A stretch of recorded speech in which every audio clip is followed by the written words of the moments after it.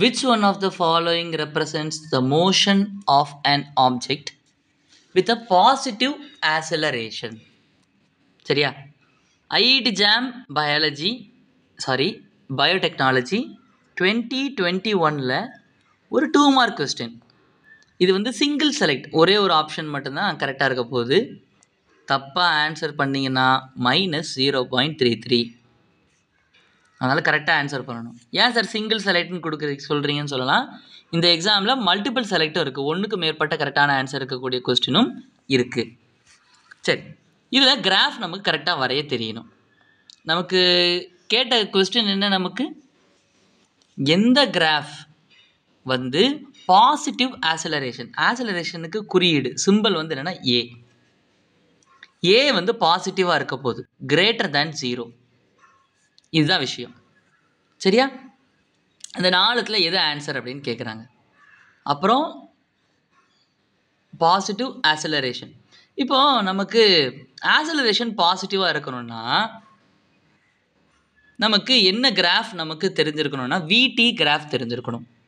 விடி கிராஃப்னுடைய ஸ்லோப் தான் வந்து என்னென்னா ஆக்சலரேஷன். விடி கிராஃப்னுடைய ஸ்லோப் எதை கொடுக்கும்?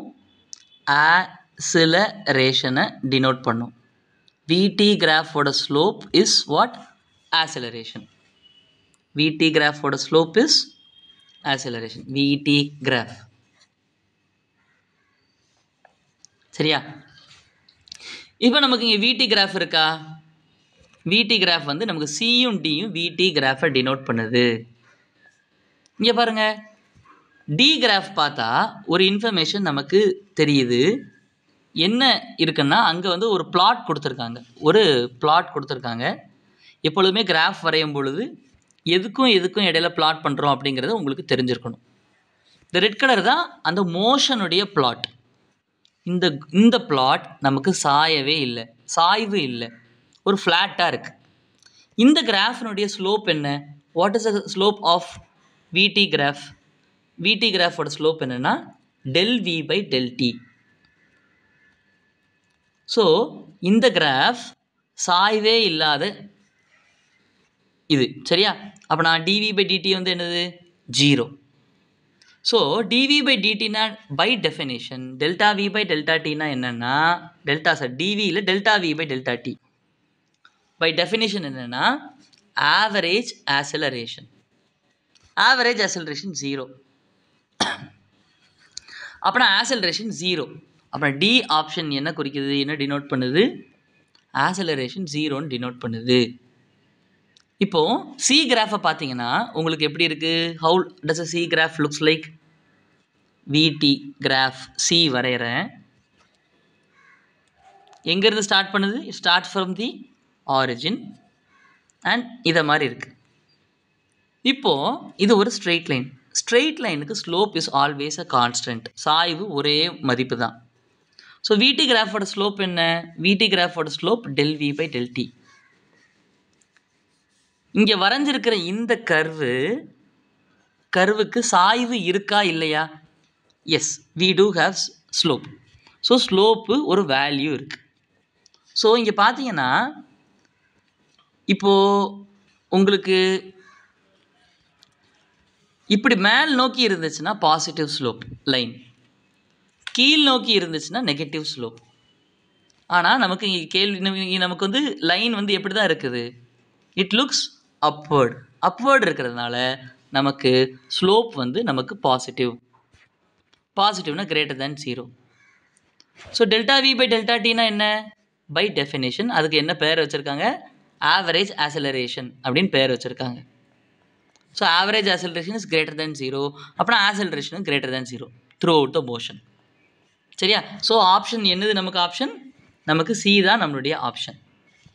இப்போ நமக்கு தெரிஞ்சிருக்க வேண்டிய அடுத்த விஷயம் என்னென்னா, ஏன் பியும் ஏயும் வராது அப்படின்னு நமக்கு தெரிஞ்சிருக்கணும். ஏ வந்து பார்த்தீங்கன்னா பொசிஷன் வெர்சஸ் டைம் கிராஃப், பியும் பொசிஷன் வெர்சஸ் டைம் கிராஃப்.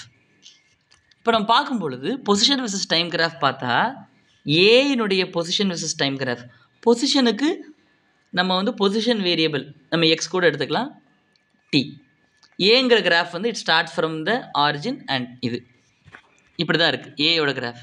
இது வந்து எதுக்கான கிராஃப்னா, இப்போ பொசிஷன் விசஸ் டைம் கிராஃப் வந்து லீனியராக இருக்குது, ஸ்ட்ரெயிட் லைனாக இருக்குது அப்படின்னா அது யூனிஃபார்ம் மோஷன்.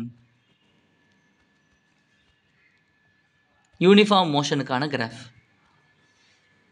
இந்த மோஷன் எங்கேருந்து ஆரம்பிச்சிருக்குன்னா ஆரிஜின்லேருந்து ஆரம்பிச்சிருக்கு. ஸோ அதே இது விடி கிராஃப் வந்து ஸ்ட்ரெயிட் லைனாக இருக்குன்னா அது பேர் என்னென்னா uniform acceleration. Uniform acceleration sorry.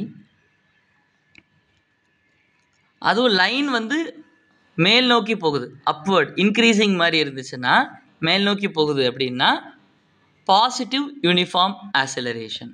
Positive uniform acceleration.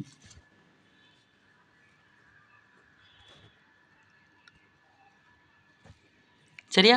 Positive uniform acceleration தான் நமக்கு வந்து இந்த கிராஃப். இது யூனிஃபார்ம் மோஷன். யூனிஃபார்ம் மோஷன்னா வெலாசிட்டி கான்ஸ்டன்ட். வெலாசிட்டி மாறாது, வெலாசிட்டியோட வேல்யூ மாறலை. சரியா? இப்போது நமக்கு பி கிராஃப் பார்த்தீங்கன்னா எக்ஸ் ஆஃப் டி வந்து எப்படி இருக்குது? Position versus time graph. Position versus time graph வந்து நமக்கு இட் இஸ் அ ஃப்ளாட் இதை மாதிரி. ஸோ எக்ஸ்டி கிராஃபோட ஸ்லோப் என்னடா? Delta X by delta T. இந்த கர்வு சாஞ்சிருக்கா, சாய்வு இருக்கா? ஸ்லோப். ஸ்லோப்னா சாய்வு. Does it mean sloped? No, it's not sloped, it's flattened. அதனால் ஆன்சர் 0. ஸோ இட் மீன்ஸ் இதுலேருந்து என்ன தெரியுது? இந்த டெல்டா டி அந்த பக்கம் கொண்டு போங்களேன். டெல்டா டி அங்கே கொண்டு போனால் டெல்டா எக்ஸ் ஈக்குவல் டு 0.